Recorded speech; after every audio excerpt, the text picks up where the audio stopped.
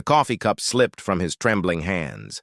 A single moment, a flash of panic, a splash of steaming liquid staining a white designer blouse worth more than his month's rent. The restaurant went silent.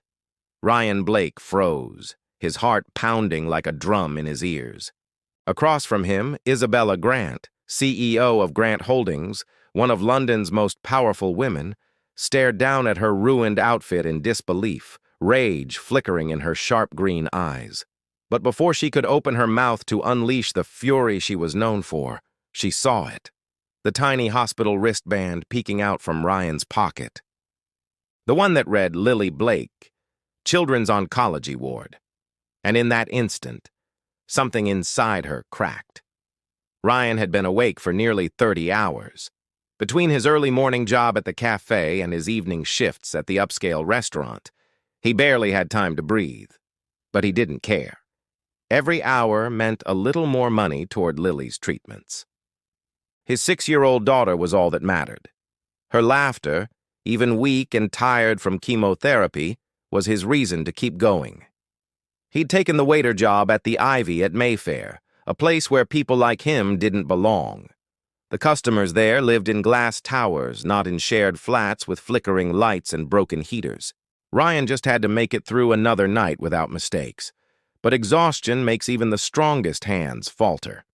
That afternoon, the restaurant buzzed with the usual symphony of chatter, clinking glasses, and classical music. Then she arrived. Isabella Grant, known in business circles as the Iron Lady of London Finance. She was the kind of woman whose heels clicked like a countdown, whose presence could silence a room. And she sat right in Ryan's section. He swallowed hard, steadied his tray, and prayed silently that nothing would go wrong. When Ryan leaned in to pour her coffee, his vision blurred for a moment, the product of no sleep and too much worry. The next second, the hot liquid splashed across her pristine white blouse and onto her paperwork. The sound of her sharp inhale was louder than the crashing cup. The restaurant fell silent. Ryan's throat tightened as he stammered apologies, grabbing napkins and dabbing uselessly at the mess. "Are you kidding me?" Isabella's voice cut through the silence. "Do you have any idea what you've just done?" I'm so sorry, ma'am," Ryan managed, his hands shaking. "Please, I'll pay for the cleaning. Get your manager. Now." Tears burned behind his eyes as the restaurant manager rushed over, pale and apologetic. Ryan could hear murmurs from nearby tables, the whispers, the pity, the disgust. He could already feel the weight of losing his job pressing down on his chest. But when Isabella glanced at him again, ready to demand his firing, she noticed the small wristband he carried in his apron pocket. A child's hospital tag. Something about the sight made her words catch in her throat. For the first time that day, her anger wavered. The manager offered Isabella a free meal, profuse apologies, and a promise to handle the staff appropriately. Ryan stood silently, ready to accept whatever came next. But to his surprise, Isabella sighed and said coldly, "Forget it. Just bring me another coffee." The manager blinked. "Of course, Ms. Grant." Ryan nodded quickly, relief and confusion washing over him. As he refilled her cup, he noticed her eyes linger briefly on him, searching, assessing.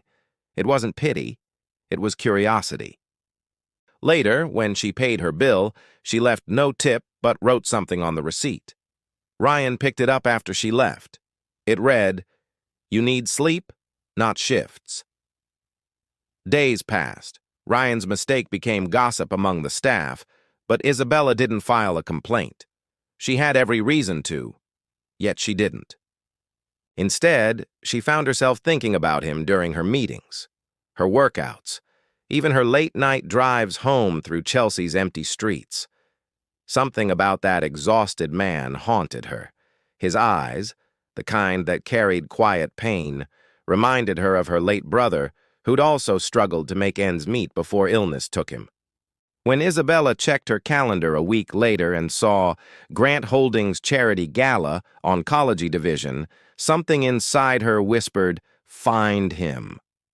Ryan didn't expect to see her again, but there she was, radiant in a deep emerald gown, walking into the Children's Hospital fundraiser where he volunteered to serve. His jaw nearly dropped when their eyes met across the crowded room.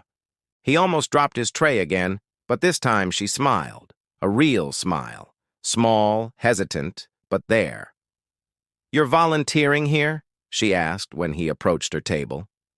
"Yes, ma'am. My daughter's being treated here." He hesitated, unsure whether to continue. "Lily Blake, she's 6. Her smile faltered, replaced by a soft sadness. "She's very lucky to have you," Isabella said quietly. "And I think you're luckier than you know." From that night, something began to shift. Isabella started visiting the hospital every few weeks, under the pretense of donating to the Children's Wing. But each time she found herself searching for Ryan instead. He'd sit beside Lily's bed, reading her stories or braiding her tiny curls. The man who'd once trembled in fear of losing his job now seemed steady, vulnerable, but strong in his love. One afternoon, Isabella brought coloring books and sat with Lily for an hour. They laughed together, and Ryan watched from the corner, unsure how to feel. He didn't know if Isabella pitied them or genuinely cared, but the way she looked at his daughter, tender, unguarded, made him believe it was the latter. Their friendship grew slowly, cautiously. Isabella offered to sponsor Lily's next treatment cycle, but Ryan refused at first. "I don't want charity," he said quietly. "It's not charity," she replied. "It's a thank you for reminding me what matters." That night, Ryan sat alone in the hospital cafeteria, staring at the check she'd left him. For the first time in years, he felt like someone actually saw him. Not as a failure, not as a waiter, but as a father. Months passed. Lily's condition improved. Her hair began to grow back, her laughter filling the sterile hospital corridors once again. Isabella became part of their small circle. Visits, ice cream runs, little walks through Hyde Park. One day, as Ryan and Isabella watched Lily feed ducks by the lake, she said softly, "You're different from most people I know, Ryan." He chuckled. "That's not hard. I don't know anyone who owns half of London." She smiled faintly, looking out at the water. "Money doesn't stop the loneliness. You'd be surprised how empty life feels when you've built everything but have no one to share it with." Ryan said nothing, but in that silence, something unspoken bloomed. Then came the call that shattered everything. Lily relapsed. The doctors said they'd need immediate aggressive treatment abroad.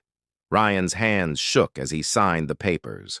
He had no savings left. That night, Isabella came to the hospital. He tried to hide the news from her, but she already knew. "You don't have to do this alone," she said. "I've been doing it alone for years," he replied bitterly. "I can't take your help again. I don't want to owe anyone anything." She stepped closer. "Then don't owe me. Just let me care." They flew to Switzerland for the treatment. Isabella arranged everything: private rooms, specialists, travel. Ryan hated feeling powerless, but Lily's smiles made it worth it. During those long nights in the hospital, Isabella stayed too, working remotely, sleeping on recliners beside them.